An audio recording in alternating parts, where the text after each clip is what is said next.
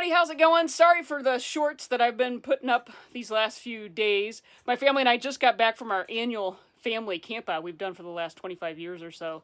And we always go to Fort Valonia Days in Valonia, Indiana. It's a real it's a real experience, let's put it that way. But one of my favorite things to check out there, they always have food vendors and things like that, which I do like the donut stand. But they always have some good junk and antique dealer vendors. Not always the highest end stuff, but you can find some good deals and some unique pieces if you really hunt, and I'm pretty selective anymore. So I'm going to show you what I picked up this past weekend. As you know, I'm a sucker for old tools. When I see saws, if they're like $2 to $5, I do try to grab them. These were $2 a piece. Not the best saws, but they have wooden handles and they're not terrible. This one's on top's kind of skinny, but I cut a lineman climbing a pole, so that'll work fine for that. That one will clean up just fine. This one's got a big screw through it missing the medallion, but I have the extras of those. And this one has a really neat handle. Somebody's repaired it, and I kind of like them when they're repaired like that, when it shows that someone had some ingenuity. And when people buy them off of me, when I plasma cut a design in them, they really appreciate that kind of thing. So those were $2 a piece, so I got $6 there. I got this little table vise, little clamp-on vise. It's a Stanley Handyman. It's out of the little Handyman kit. I love the Art Deco look to it, and it has the anvil on the back. And it is, I believe this was the original paint color. I think it's original paint.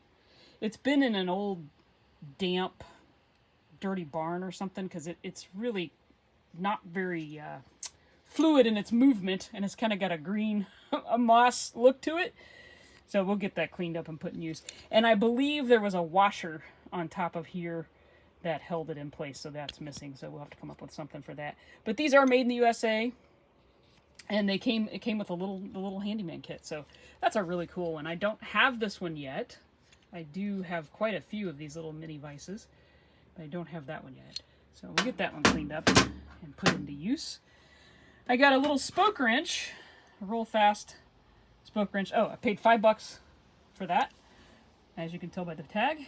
And these run about $15, $20 usually. I paid $10.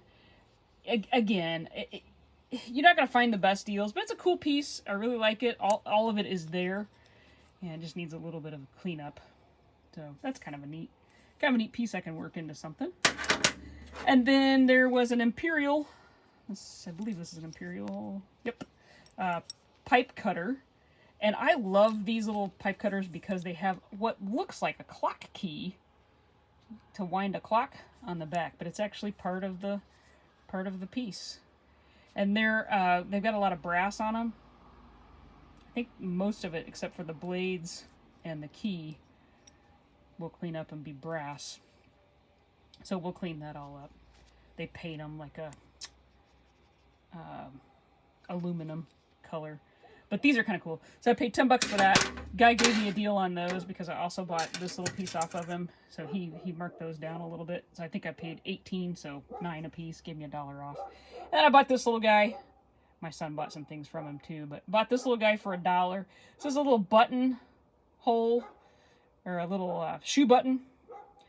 You would stick this through the hole and then pull the elastic up over your button on your shoe back in the day. And I love this one because it's so decorative. It is steel, so I can weld it into a piece. I paid $1 for that.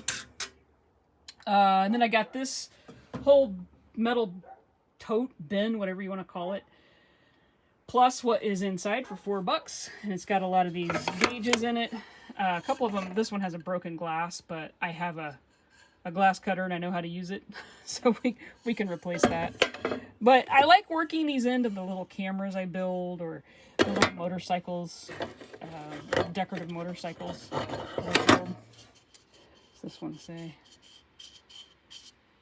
Lubricating oil pressure, Cummins Engine Co.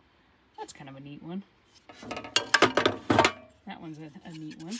It's got a beveled glass on it. So if I paid $1 a piece for those, I definitely got my money's worth. Plus I get this metal bin, and I have tons of these in my shop. It has the handle on the back. This one is Lion's brand instead of stack bin. But I love these bins, and this is a really narrow one, so that's kind of a neat one. And then one last thing I grabbed that is not a vintage tool, but it's this little Craftsman mini screwdriver, and it has a pivoting head on it, so you can easily spin whatever you're tightening or loosening, and it comes with a little package of bits. Now, I ask you, if you could buy, and these were $1, so I had to buy a couple of them.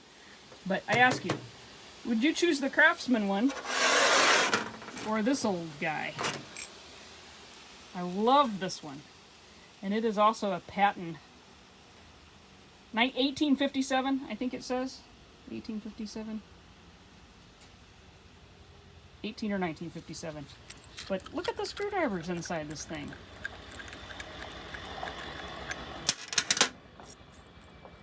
So these have a little knurled back on them. Hang on, wait till the diesel shuts off. These have a little knurled back on them, and you just tighten them down. And there's a little pinch part in there, so when you tighten it down, the bit stays locked in. And it came with several different ones. How cool is that? Which one are you picking? I know which one I'm picking. So let's get these pieces kind of cleaned up and put in place in the shop. Got to find little special places for them. Well, there's the vise all cleaned up, and you can read that it says Stanley, handyman now, or handy woman in my case. It's just kind of got a real neat look to it. Cleaned it up, oiled it, spins freely now. Before it would barely open. You can use a single finger. Love it. That's a really cool piece. We'll add it to the other ones. Cleaned everything else up that needed cleaning up. That shined up really nice, so we'll add that to the pile. This is working smoothly now. Before, the nut wouldn't turn very well. So it's working well now, and the hinge is working good. And we got our little pipe cutter all cleaned up.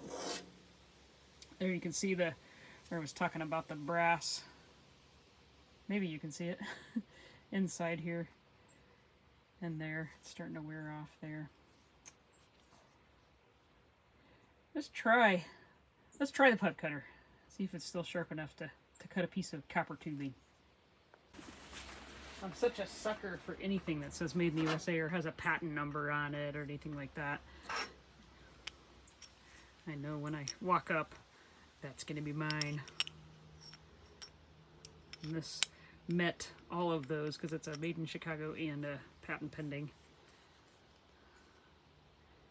Piece of pipe might be too short for me to turn. Yeah. I need to stick a screwdriver through there. That'll work. Yeah, see if she's still tough enough. Do a piece of copper pipe here. I just used this one to weld the little mini bike turn signal ear back on. You can see the little burn marks there.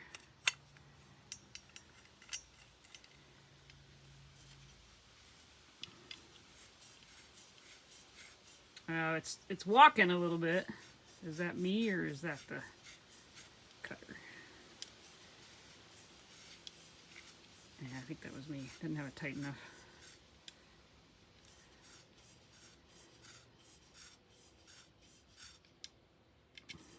It's got a little divot I can see on the disc. I think it's gonna cut it though. Not as sharp as it could be.